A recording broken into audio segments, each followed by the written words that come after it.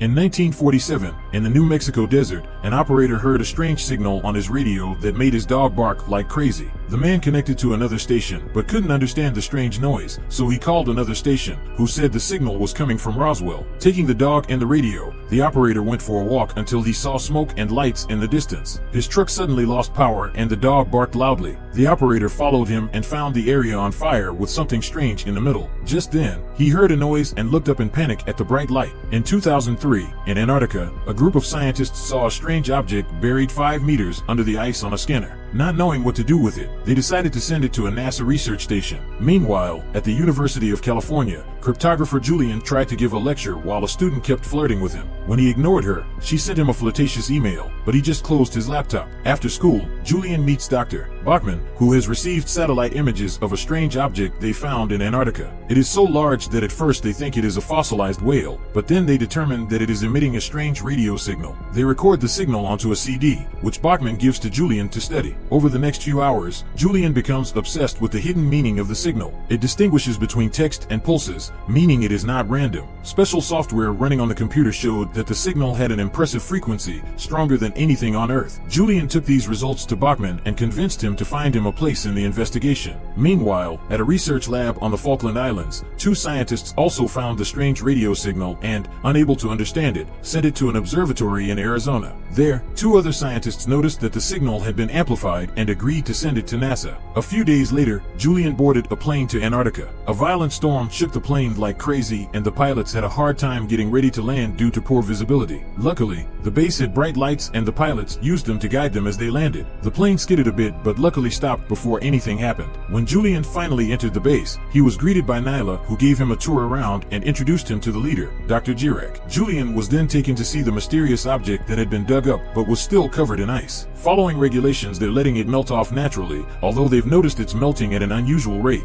Both Jirek and Julian think there's a chance the object may be extraterrestrial. Julian takes a closer look, and when he touches the ice, a mysterious energy goes up his arm and makes him revisit all the memories from the last few days. When Julian removes his hand, the skin is red. At that moment, Julian is found by Dr. Kate, who turns out to be his ex. She doesn't trust him to stay out of trouble, but she begs him to behave because the project is important to her. That night, Julian dreams of something glowing inside the ice. He wakes up in the middle of the night when he hears a strange noise and walks out of the room, noticing a shadow crawling around and tons of water on the floor. As he follows the trail, he senses something behind him and turns around, only to be met with mysterious energy that shows him visions of the universe, the New Mexico incident, and strange creatures. At that moment, Julian wakes up again, unsure if he was dreaming or not. In the morning, Nyla shows Julian their experiment with genetically modified food, allowing them to grow corn in Antarctica. The temperature in the cornfield is quite hot, so the group works with very little clothing. Julian notices Kate's closeness to Straub and becomes jealous. Meanwhile, a government agent and the Secretary of Defense review Julian, Jirek, and Bachman's files. It turns out that Julian had a crush on a student before, and that was why he took a few years off to work for NASA. The student's name was Kate. They also checked the signal that NASA had shared with them and found that it was identical to the signal from 1947. At the base, Julian spent all his time studying the signal without making much progress. He was joined by Communications Officer Grisham, who told him how he found the signal coming from the ice. For lunch, the duo head to the dining room and Julian meets the rest of the crew.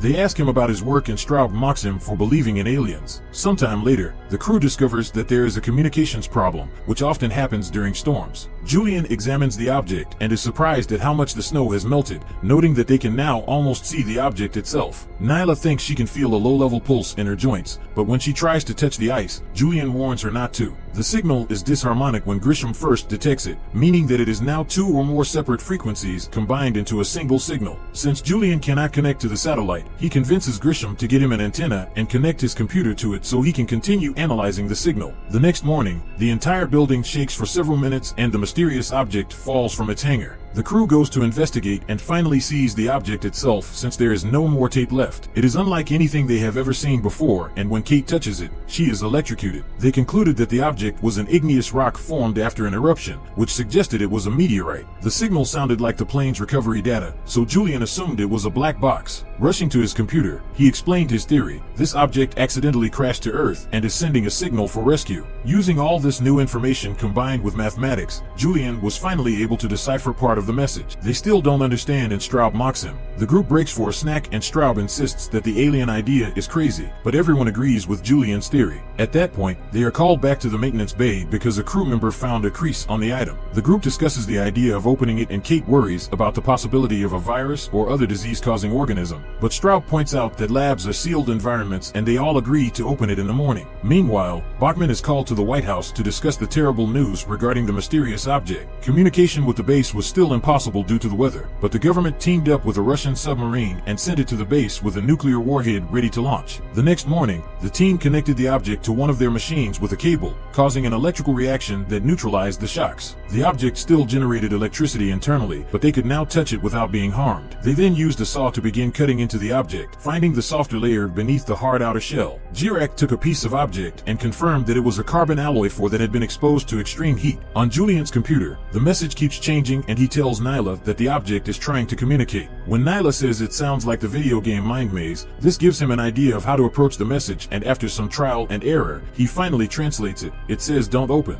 Julian and Nyla panic and run to the maintenance area, but by the time they get there, it's too late. A bright energy emanates from the object and causes the man who saw it to scream in pain. His body begins to melt and soon an explosion occurs, injuring several crew members and destroying most of the items in the room. It also damaged the generator, cutting off power to the base until the backup battery kicked in. After collecting flashlights, the rest of the group went down to the bay to check on the injured personnel. Everyone is alive except for the Sawyer, who was burned alive. When they take a closer look at the hole the saw left in the object, they are surprised to find strange-looking organic parts. Pilot Tony hits it with a broom and the membrane begins to burn until a new hole reveals what is really inside the object, a frozen alien. They cannot tell if he is just sleeping or if he is truly dead. Suddenly, Nyla says she feels sick as her nose starts to bleed. She falls to her knees and her face begins to melt as well. Soon, more and more employees begin to suffer the same fate, leading the group to realize that some kind of virus has escaped from the object and is now airborne, killing them one by one. Horrified, the few survivors flee to a sealed room for safety and watch the aliens through security cameras. Grisham tries to contact someone for help, but the line is still cut off. Jirak explains that a disease sometimes slows down to avoid killing the creature it needs to live, thus putting the survivors at risk of being infected as well. As the crew struggled to figure out what to do, the alien opened its eyes. When the crew looked back at the screen, the creature had disappeared from the bay. They agreed to go find it and asked the pilots to bring weapons. Using simple flashlights, the crew began searching the maintenance bay. Straba panicked when he felt something behind him, but it was only Kate. Grisham searches as well, unaware that something is watching him from afar. The presence disappears as Grisham turns back to his flashlight. The presence then begins to follow Tony, who screams when he sees something moving in the darkness. As Julian tries to climb up the crates to reach the next level of the facility, Kate cuts the power to the rooms they are not using and Julian falls. He quickly recovers and begins to follow a strange noise until he finds the alien, who seems frightened. Julian put down the flashlight while using sweet words, tried to show that he was friendly. The alien slowly walked out and placed its claws near the flashlight, absorbed its energy until it went out.